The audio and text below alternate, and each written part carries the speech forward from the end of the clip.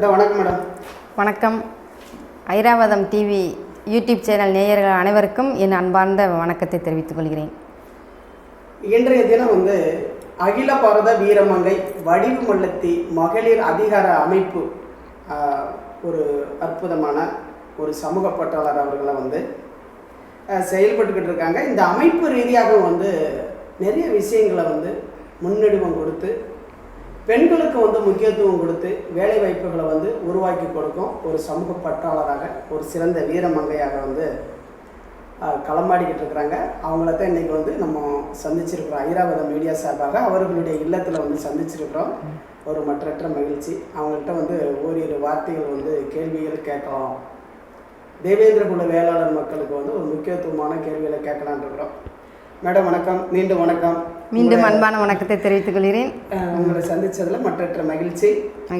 ஆமாம், நிறைய விஷயங்களை தேவேந்திர குல வேளாளர் மக்களுக்கு நீங்கள் குரல் கொடுத்துக்கிட்டு வரீங்க. ஒரு சிறப்பாக செயல்பட்டுக்கிட்டு இருக்கிறீங்க. இப்போ இருக்கிற காலகட்டத்தில் தேவேந்திர குல வேளாளர் மக்களுடைய இந்த நீண்ட நாள் கோரிக்கை பட்டியல் வெளியேற்றம் இந்த பாராளுமன்ற தேர்தலுக்குள்ளே நிறைவேற்றி கொடுப்பாங்க அப்படின்றது ரொம்ப மக்கள் எதிர்பார்த்தாங்க. இப்போ அதையும் கடந்து தேதி அறிவிக்கக்கூடிய இந்த பாராளுமன்ற தேர்தலில் தேதி அறிவிக்கக்கூடிய ஒரு கால சூழ்நிலை வந்துருச்சு. வேட்பாளர்களும் நிறுத்தக்கூடிய ஒரு சூழல் வந்துருச்சு. அதை பற்றி நீங்கள் என்ன நினைக்கிறீங்க? கண்டிப்பாக.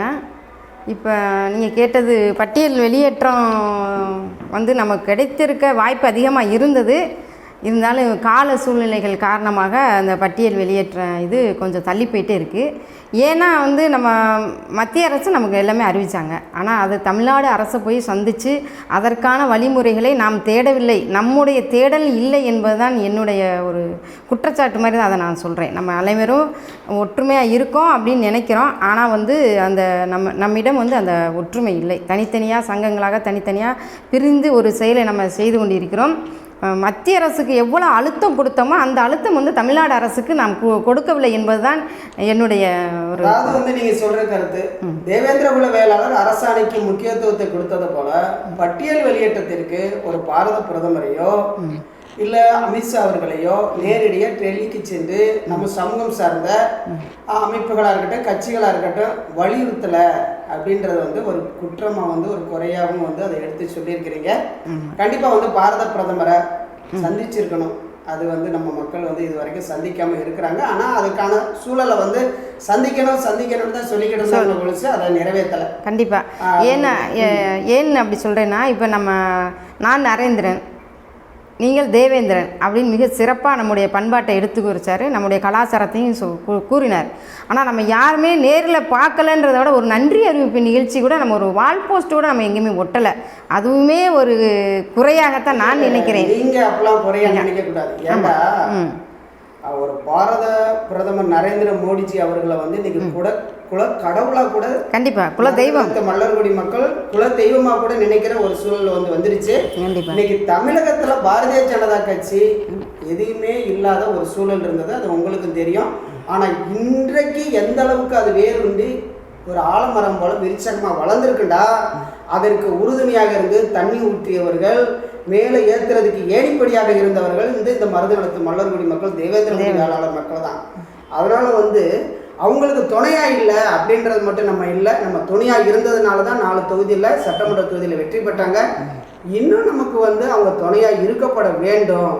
வெறும் பேர் அரசான நான் நரேந்திரன் நீங்கள் தேவேந்திரன் அப்படின்னு சொல்கிறதுல நம்ம மக்கள் ஏற்றுக்கிட்டாலும், நம்மளுடைய வரலாறு பண்பாடுகளை உலகறிய செய்துட்டாலும், ஆனால் எல்லாமே அடங்கியிருப்பது பட்டியல் வெளியேற்றம் தான். ஏன்னா நரேந்திரன் உயர்வான இடத்திருக்கிறாரு. தேவேந்திரன் பட்டியலுக்குள்ளே தாழ்வாக இருக்கும்போது அது எப்படி உயர்வாக நம்ம பார்க்க முடியும்? அப்போ நரேந்திரனாகிய இந்த தேவேந்திர குல வேளாளர் மக்களை பட்டியல் விட்டு வெளியேற்றி கொடுத்தா தானே அதுக்கு சிறப்பாக இருக்கும். அப்போ வெறும் அரசாணை மட்டும் கொடுத்துட்டா எப்படி இதுக்கு மாற்று கருத்துக்கள் எதுவும் நான் சொல்ல விரும்பலை. இருந்தாலும் பட்டியல் வெளியேற்றம் அப்படின்றது நம்ம 1936 நீதி கட்சியினுடைய சூழ்ச்சி, அப்பொழுது ஆண்ட காங்கிரஸினுடைய சூழ்ச்சியின் காரணமாக தான் நம்ம பட்டியல் என்பது ஒரு அட்டவணை தான். அந்த அட்டவணைக்குள்ளே நம்ம போய் சேர்த்துட்டாங்க, அவ்வளோதான். நம்ம ஏன் கீழே இருக்கோம் அப்படின்றது நம்ம அந்த கருத்துக்கே நம்ம போக வேணாம். நம்மளுடைய கால சூழ்நிலையின் காரணமாக 1936 அந்த 5ஆம் தேதி வரைக்கும் நம்ம அந்த இதில் தான் இருந்திருக்கோம். நம்ம வந்து தேவேந்திர குல வேளாளர் அந்த உடைய அடைமொழியோடு தான் நம்ம இருந்திருக்கோம். அந்த அடைமொழியையும் நமக்கு வந்து நரேந்திர மோடி அவர்கள் நம்முடைய கெஜெட்டில் வந்து நம்ம பதிவு பண்ணிட்டாங்க. அதனால் அவர் வந்து நமக்கு எதுவுமே பாரதிய ஜனதா நமக்கு எதுவும் செய்யலை, நம்மளும் எதுவுமே செய்யலை அப்படின்ற ஒரு கருத்துக்கே நம்ம போகவே கூடாது. இன்னும் நாம் என்ன செஞ்சால் இந்த பாராளுமன்ற தேர்தலில் நம்ம போட்டியிட முடியும், சட்டமன்ற தேர்தலில் போட்டியிட முடியும் அப்படின்றது வந்து நம்மளுடைய மக்களாகிய நம்ம அனைவரும் ஒற்றுமையாக இருக்க வேண்டும். இப்போ 2 தலைவர்கள் நம்ம எத்தனை பேர் இருக்கோம், எத்தனை தலைவர்கள் நம்ம இருக்கோம், தலைவர் சங்க தலைவர், இது நிறைய அமைப்புகளுடைய தலைவர்கள் அப்படின்னு சொல்லியிருக்கோம். அரசியல் அமைப்பு, அரசியல் சட்டத்திற்கு உட்பட்டு நம்ம செயல்படுவோம். நம்ம ஒரு அரசியல் களத்தில் எல்லாரும் ஒன்று சேர்ந்து ஒரு தலைவனை என்று தேர்ந்தெடுக்கிறோமோ அன்று தான் நம் தேவேந்திர குல வேளாளர் சமுதாயம் வந்து ஒற்றுமையுடன் உலகத்தில் ஓங்கி ஒழிக்க வேண்டும் என்றால் நமக்கு ஒற்றுமை மிக அவசியம். ஒரு தலைவனை நாம் தேர்ந்தெடுக்க வேண்டும். ஏன் அந்த தேர்ந்தெடுக்கிற மனப்பக்குவம் நம்மிடம் இல்லை? நம்ம வந்து உலகிற்கே உணவளித்தவர்கள்னு சொல்கிறான், நம்ம வந்து மருதநில மக்கள்னு சொல்கிறான். பள்ளத்தாக்குகளெல்லாம் சமவெளிகளாக செய்து பயிரிட்டு நம்ம வந்து மருதநில மக்கள், சேர சோழ பாண்டிய வம்சத்தை சேர்ந்தவர்கள் அப்படின்னு நம்ம வந்துட்டோம். அப்படின்னு அந்த கால சூழ்நிலையில் கண்டிப்பாக நம்மளுடைய வரலாறு நிறையா இருக்குது. அதை நீங்கள் நம்ம அடுக்கிக்கிட்டே போகலாம். கண்டிப்பாக. ஆனால் ஒரு கருத்தை சொல்லியிருக்கிறீங்க, தேவேந்திர குல வேளாளர் மக்கள் சார்பாக இவ்வளோ எண்ணற்ற அமைப்புகள் எல்லாமே இருக்குது.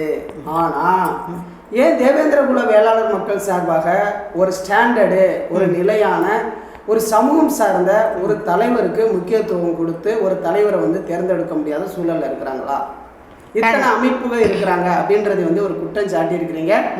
இப்போ அரசியல் சார்பாக நம்ம பார்க்கும் பொழுது கண்டிப்பாக நமக்கான ஒரு அரசியல் ஆளுமை வேணும். அரசியல் ஆளுமை இருந்தால் தான் அந்த சமூகத்திற்கு வந்து முக்கியத்துவம் கிடைக்கும். கண்டிப்பாக. அப்போ அரசியல் ஆளுமை வந்து இன்னைக்கு பல கட்சிகளாகவும் அமைப்புகளாகவும் வந்து இன்னைக்கு துண்டாக்கப்பட்டு இருக்கிறதுனால கண்டிப்பாக தேவேந்திர குல வேளாளர் மக்களுக்கு ஒரு முக்கியத்துவம் இல்லாத ஒரு சூழலை வந்து நம்ம பார்க்கப்படும். இன்றளவுக்கு அதான் நடந்துக்கிட்டு இருக்குது. அதில் அந்த உண்மையான கருத்தை ஏற்றுக்குருவோம். இப்போ பாராளுமன்ற தேர்தலில் தேவேந்திர குல வேளாளர் மக்களுக்கு முக்கியத்துவம் கொடுப்பாங்களா, கொடுக்க மாட்டாங்களா? கண்டிப்பாக முக்கியத்துவம் இருக்குது. முக்கியத்துவம் கொடுத்து கொண்டு தான் இருக்கிறார்கள்.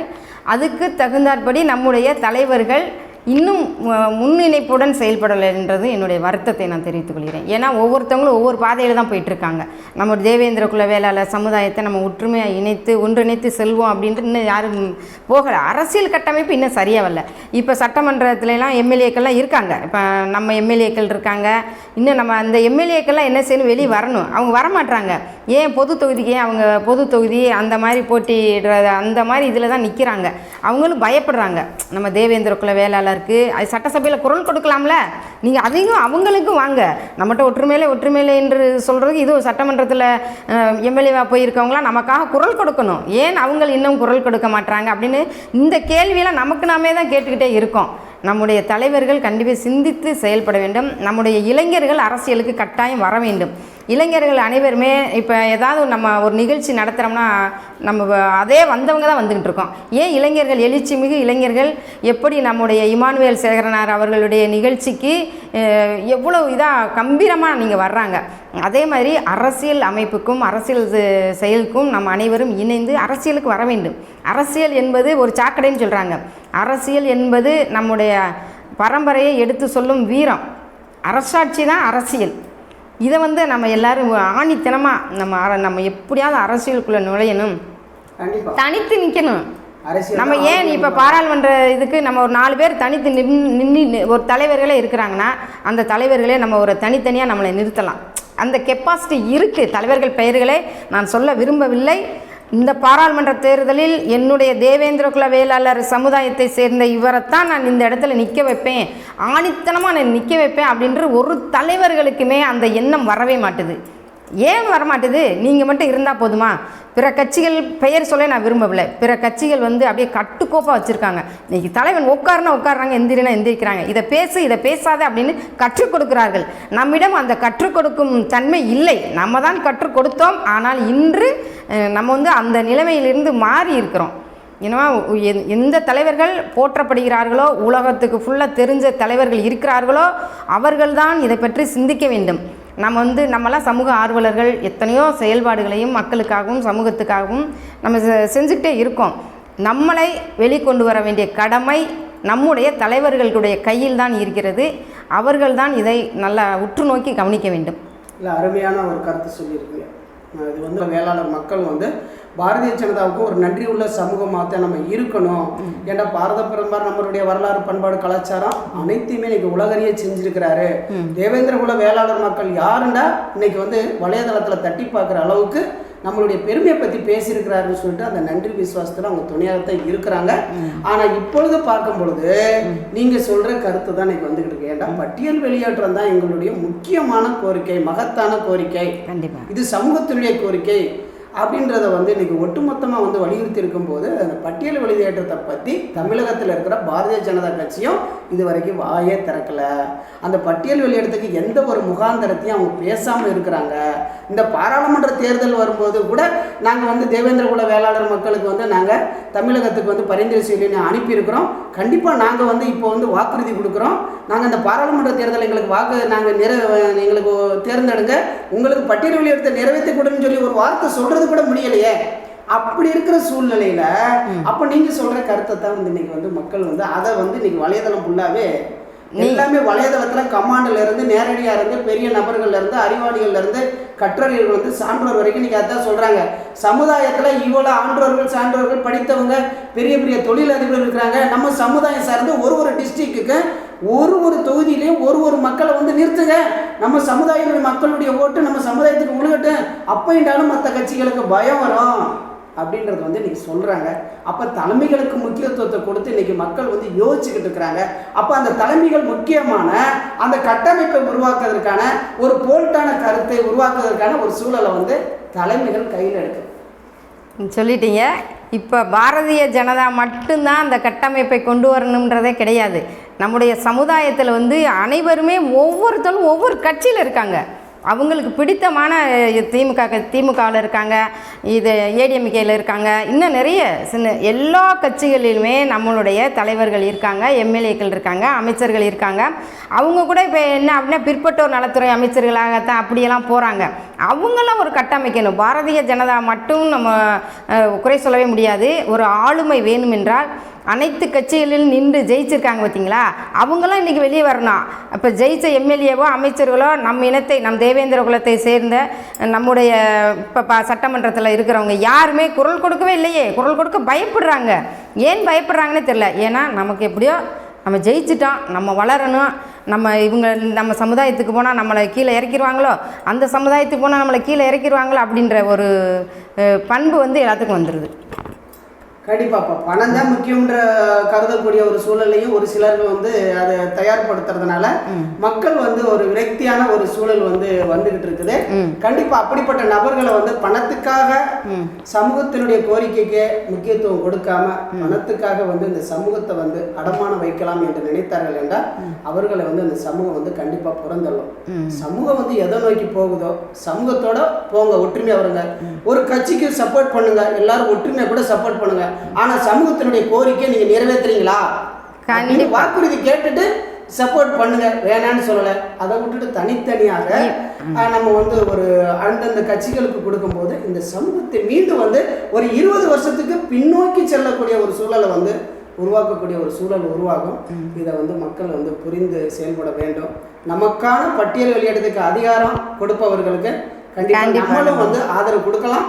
அரசியல் அதிகாரத்துக்குள்ளேயே நம்மளும் வரலாம். கண்டிப்பா. சரி, மீண்டும் உங்கள்கிட்ட ஒரு முக்கியமான கேள்வி. கண்டிப்பா.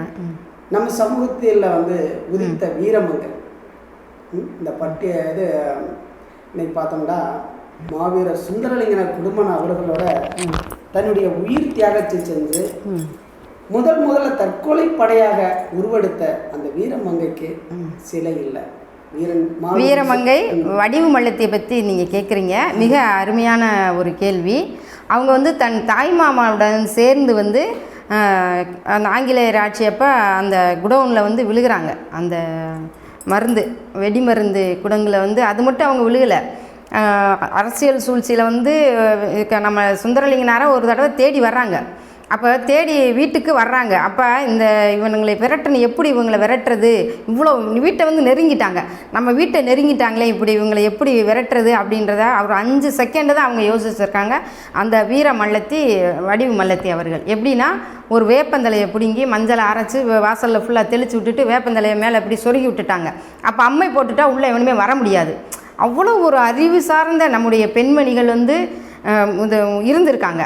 அப்போ வடிவு மல்லத்தி வந்து எப்படி ஒரு வீரமங்கையை அவங்க திகழ்ந்திருக்காங்க. இந்த வீரமங்கையுடைய பேரே நான் அகில பாரத வடிவு மல்லத்தி என்ற ஒரு அமைப்பை நான் உருவாக்குனதே எதற்காக அப்படின்னு சொன்னால், நம்முடைய இனத்தில் இப்படி ஒரு வீரமங்கைக்கு ஏன் ஒரு சிலை அமைக்கக்கூடாது? எத்தனையோ நம்ம தலைவர்கள் இருக்கிறோம், ஆனால் ஒரு வீரமங்கைக்கு, ஒரு பெண்ணுக்கு ஒரு சிலை அமைக்க வேண்டும் அப்படின்ற ஒரு கோரிக்கையை நாங்கள் மனதில் வைத்து அதற்கான ஏற்பாடுகளும் நாங்கள் செய்து கொண்டு தான் இருக்கிறோம். எப்படியாவது வடிவு மல்லத்திக்கு நம்முடைய தமிழ்நாட்டில் ஒரு சிலை நிறுவுவதற்கான ஏற்பாடுகள் நாங்கள் செய்து கொண்டு தான் இருக்கிறோம். மகிழ்ச்சி மகிழ்ச்சி மகிழ்ச்சி. கண்டிப்பாக.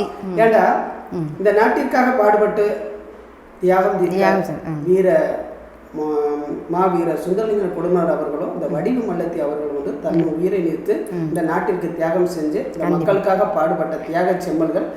மாவீரர் சுந்தரலிங்கர் குடும்பர் அவர்களுக்கு திருவுருவச் சிலை இருக்கும் பொழுது வீரமங்கை வடிவு மல்லத்தியாருக்கும் வந்து கண்டிப்பா வந்து அந்த சிலை நிறுவப்பட வேணும். அதற்கு வந்து நீங்க அகில பாரத வீரமங்கை வடிவு மல்லத்தி மகளிர் அதிகார அமைப்பு வந்து நீங்க துணையா இருந்து தமிழக அரசுக்கு வந்து நீங்க வேண்டுகோள் வச்சு அது கூடிய விரைவில் நிறைவேற்றுவதற்கான ஒரு சூழலை வழிவகுக்கப்பட வேண்டும். கண்டிப்பாக அடுத்த வருடம் சட்டமன்ற தேர்தலில் வந்து இதற்கான கோரிக்கை மனுவும் நாங்கள் கொடுப்போம். இப்பயுமே பட்டியல் வெளியேற்றத்திற்கு வந்து நீங்கள் அவங்க தேர்தல் அறிக்கையில் அனைத்து கட்சிகளுக்குமே நான் சொல்கிறது வந்து, நம்முடைய தேவேந்திர குல வேளாளர்கள் வந்து பட்டியல் வெளியேற்றத்திற்கு நாங்கள் உறுதுணையாக இருப்போம் என்ற ஒரு இது வரணும், அறிக்கையில் வரணும். தேர்தல் அறிக்கையில் பட்டியல் வெளியேற்றம் இடம்பெற வேண்டும். அப்படி எந்த கட்சி வாக்குறுதி கண்டிப்பாக கொடுக்க வேண்டும். அந்த வாக்குறுதி எந்த கட்சி கொடுத்தாலும் அவங்களை நாங்கள் வரவேற்கிறோம். அதே மாதிரி தேவேந்திர குல வேளாளர் மக்கள் அனைவரும் சிந்தித்து செயல்பட வேண்டும் என்பது என்னுடைய ஒரு கோரிக்கையாகவும் நான் வைக்கிறேன்.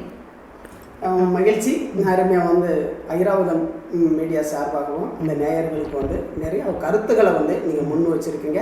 கண்டிப்பாக தேவேந்திர குல வேளாளர் மக்கள் தங்களுடைய அரசியல் அதிகாரத்தையும் பட்டியல் வெளியேற்றத்தையும் நகர்த்தக்கூடிய வென்றெடுத்தக்கூடிய காலகட்டத்தில் இருக்கிறதுக்கான ஒரு மகத்துவத்தையும் நல்ல அருமையான கருத்துக்களையும் பகிர்ந்திருக்கிறீங்க. அதே மாதிரி நான் இளைஞர்களுக்கும் சரி, நம்முடைய சமுதாய தலைவர்களுக்கும் சரி, அனைவருக்கும் நான் ஒரு மிகப்பெரிய ஒரு கோரிக்கை வைக்கிறேன். அப்படி என்ன அப்படின்னா, நம் வீட்டில் உள்ள பெண்களை வெளியில் அழைத்து வாருங்கள், அரசியல் கொண்டு வாருங்கள். ஒரு பொது நிகழ்ச்சி நடைபெறுது. நம்முடைய எத்தனையோ நிகழ்ச்சிகள் பட்டியல் வெளியேற்றத்திற்கான நம்ம போர்க்கொடி தொடுத்துட்ருக்கோம். இது வந்து ஒரு போர்.